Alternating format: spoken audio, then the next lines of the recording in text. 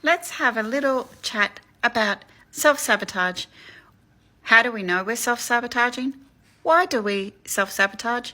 And what can we do about it if we know we are? Self-sabotage is any actions, behaviours, words, thoughts, processes or feelings that we do when we're in a relationship or a connection that either on a conscious or subconscious level underpins, undermines, negatively impacts our connection and the future of its success and our success, actually. How do we know if we're self-sabotaging? We sit down and journal and take a look at our previous history.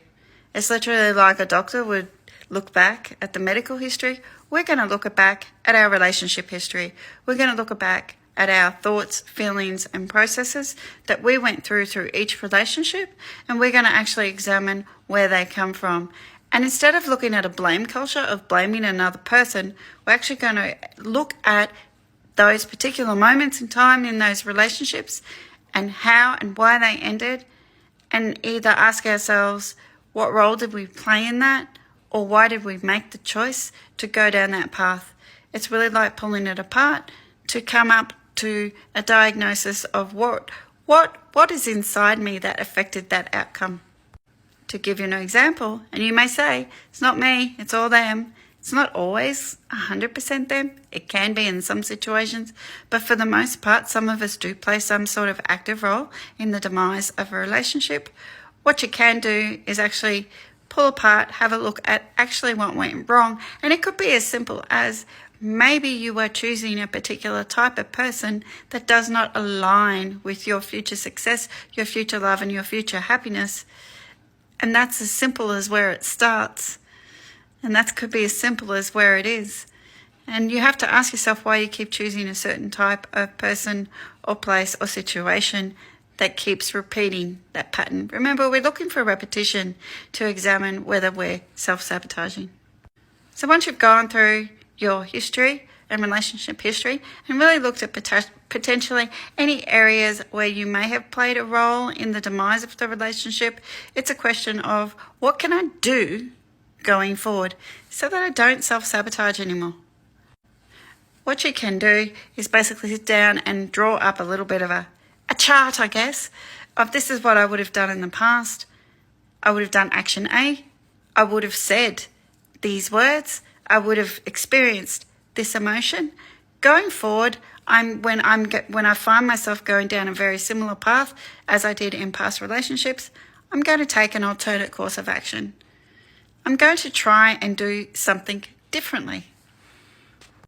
So this is really not so much about blaming yourself, because the worst thing you can do when you actually recognize that you do have some self-sabotage emotions, consciously or subconsciously, in relationships is blame yourself and beat yourself up some more.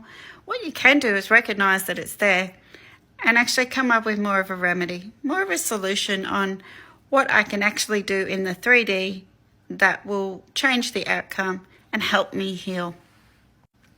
One of the things you can actually do as your alternate course of action is consider communication. It's consider expression. Consider with your person or your significant other or the relationship that you're in, if it's just a family or a friend situation, is open up the lines of communication and say to that person, I am feeling these feelings. I would normally do A. I don't want to do A. I want us to be successful together. So can you please help me head towards my new goal, which is goal B? So if I'm insecure or jealous, you may say, I don't want to be insecure or jealous with you.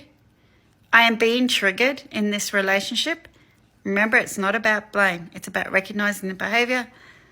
I'd like to talk to you some more and open up lines of communication and ask for your support and reassurance so that I don't continue to engage in those negative behaviours going forward.